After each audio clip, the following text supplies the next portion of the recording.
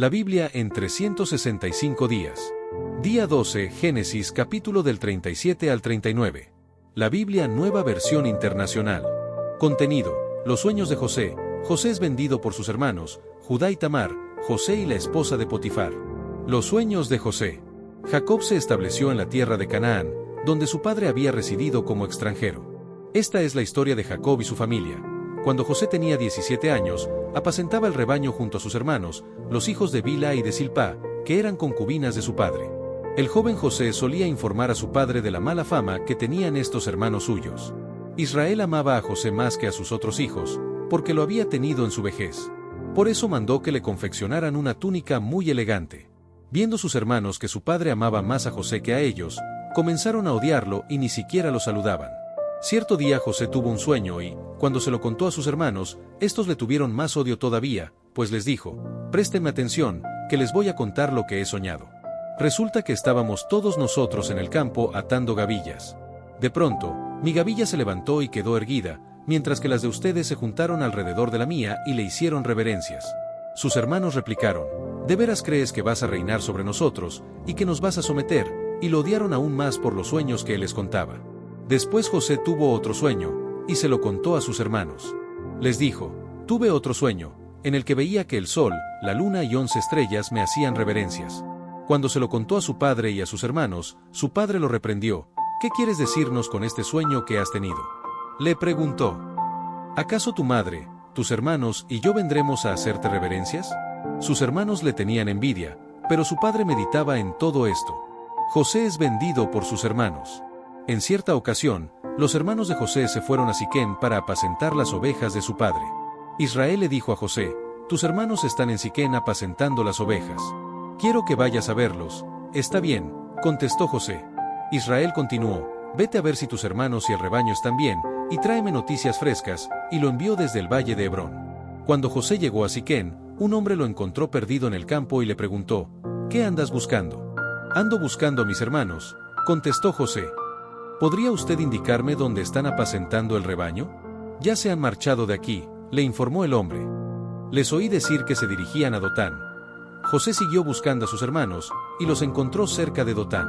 Como ellos alcanzaron a verlo desde lejos, antes de que se acercara tramaron un plan para matarlo. Se dijeron unos a otros: «Ahí viene ese soñador. Ahora sí que le llegó la hora. Vamos a matarlo y echarlo en una de estas cisternas, y diremos que lo devoró un animal salvaje. Y a ver en qué terminan sus sueños». Cuando Rubén escuchó esto, intentó librarlo de las garras de sus hermanos, así que les propuso: «No lo matemos. No derramen sangre. Arróllenlo en esta cisterna en el desierto, pero no le pongan la mano encima».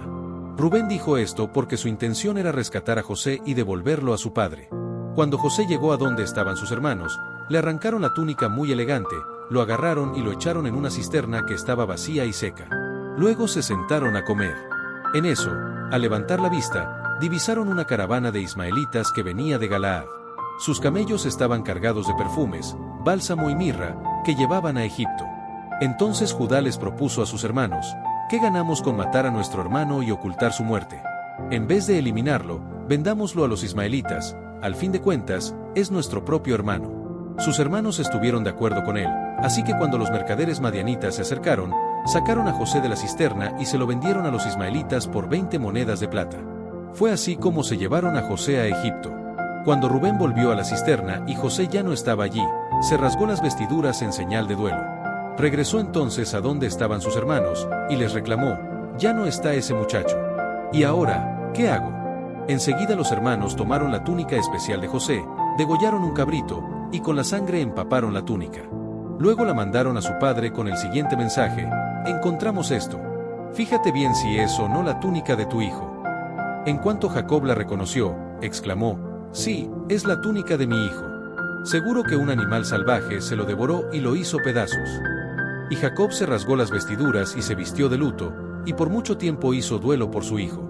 Todos sus hijos y sus hijas intentaban calmarlo, pero él no se dejaba consolar, sino que decía: «No. Guardaré luto hasta que descienda al sepulcro para reunirme con mi hijo». Así Jacob siguió llorando la muerte de José. En Egipto, los madianitas lo vendieron a un tal Potifar, funcionario del faraón y capitán de la guardia. Judá y Tamar. Por esos días, Judá se apartó de sus hermanos y se fue a vivir a la casa de un hombre llamado Hirá, residente del pueblo de Adulán. Allí Judá conoció a una mujer, hija de un cananeo llamado Súa, y se casó con ella. Luego de tener relaciones con él, ella concibió y dio a luz un hijo, al que llamó Er. Tiempo después volvió a concebir, y dio a luz otro hijo, al que llamó Onán. Pasado el tiempo tuvo otro hijo, al que llamó Selá, el cual nació en Kesib. Judá consiguió para Er, su hijo mayor, una esposa que se llamaba Tamar. Pero al Señor no le agradó la conducta del primogénito de Judá, y le quitó la vida. Entonces Judá le dijo a Onán: «Cásate con la viuda de tu hermano y cumple con tu deber de cuñado, así le darás descendencia a tu hermano». Pero Onán sabía que los hijos que nacieran no serían reconocidos como suyos. Por eso, cada vez que tenía relaciones con ella, derramaba el semen en el suelo, y así evitaba que su hermano tuviera descendencia. Esta conducta ofendió mucho al Señor, así que también a él le quitó la vida. Entonces Judá le dijo a su nuera Tamar: «Quédate como viuda en la casa de tu padre, hasta que mi hijo Selá tenga edad de casarse». Pero en realidad Judá pensaba que Selá podría morirse, lo mismo que sus hermanos. Así que Tamar se fue a vivir a la casa de su padre. Después de mucho tiempo, murió la esposa de Judá, la hija de Súa. Al concluir el tiempo de duelo, Judá fue al pueblo de Timnat para esquilar sus ovejas. Lo acompañó su amigo Hirá, el adulanita.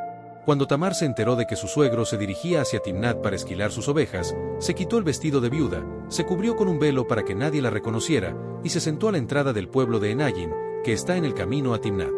Esto lo hizo porque se dio cuenta de que Selá ya tenía edad de casarse y aún no se lo daban a ella por esposo. Cuando Judá la vio con el rostro cubierto, la tomó por una prostituta. No sabiendo que era su nuera, se acercó a la orilla del camino y le dijo: «Deja que me acueste contigo, ¿qué me das si te digo que sí?». Le preguntó ella. «Te mandaré uno de los cabritos de mi rebaño», respondió Judá. «Está bien», respondió ella, «pero déjame algo en garantía hasta que me lo mandes». «¿Qué prenda quieres que te deje?», preguntó Judá. «Dame tu sello y su cordón, y el bastón que llevas en la mano», respondió Tamar. Judá se los entregó, se acostó con ella y la dejó embarazada. Cuando ella se levantó, se fue inmediatamente de allí, se quitó el velo y volvió a ponerse la ropa de viuda. Más tarde, Judá envió el cabrito por medio de su amigo adulanita, para recuperar las prendas que había dejado con la mujer, pero su amigo no dio con ella. Entonces le preguntó a la gente del lugar: «¿Dónde está la prostituta de Enayim, la que se sentaba junto al camino?».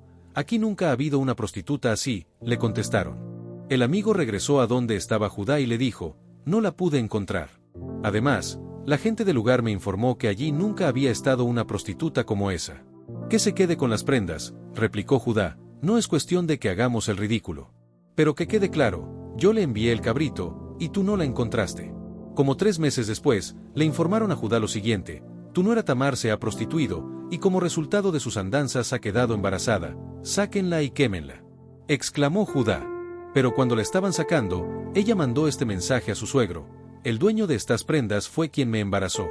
A ver si reconoce usted de quién son este sello, el cordón del sello, y este bastón». Judá los reconoció y declaró: «Su conducta es más justa que la mía, pues yo no la di por esposa a mi hijo Selá». Y no volvió a acostarse con ella.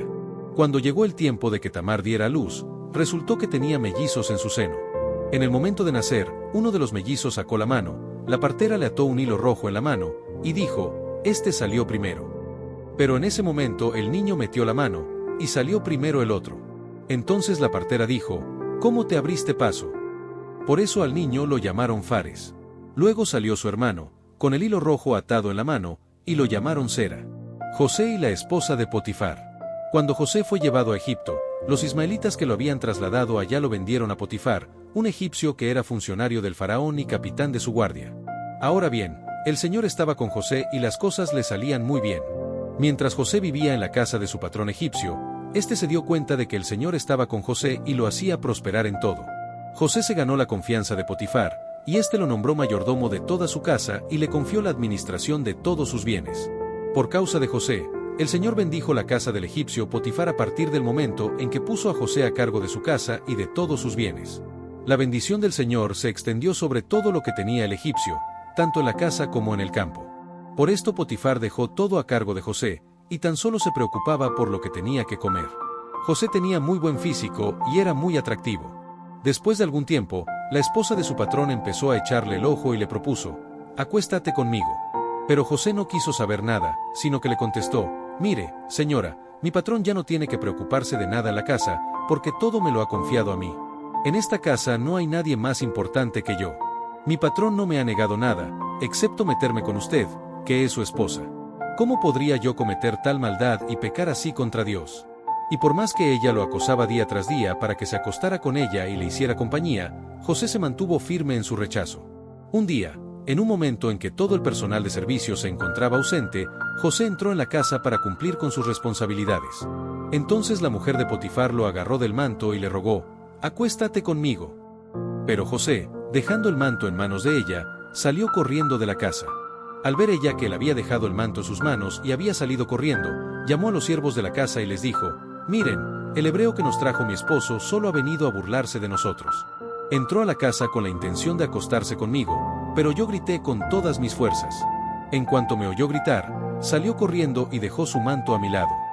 La mujer guardó el manto de José hasta que su marido volvió a su casa. Entonces le contó la misma historia: «El esclavo hebreo que nos trajiste quiso aprovecharse de mí, pero en cuanto grité con todas mis fuerzas, salió corriendo y dejó su manto a mi lado». Cuando el patrón de José escuchó de labios de su mujer cómo la había tratado el esclavo, se enfureció y mandó que echaran a José en la cárcel donde estaban los presos del rey, pero aún en la cárcel el Señor estaba con él y no dejó de mostrarle su amor. Hizo que se ganara la confianza del guardia de la cárcel, el cual puso a José a cargo de todos los prisioneros y de todo lo que allí se hacía. Como el Señor estaba con José y hacía prosperar todo lo que él hacía, el guardia de la cárcel no se preocupaba de nada de lo que dejaba en sus manos.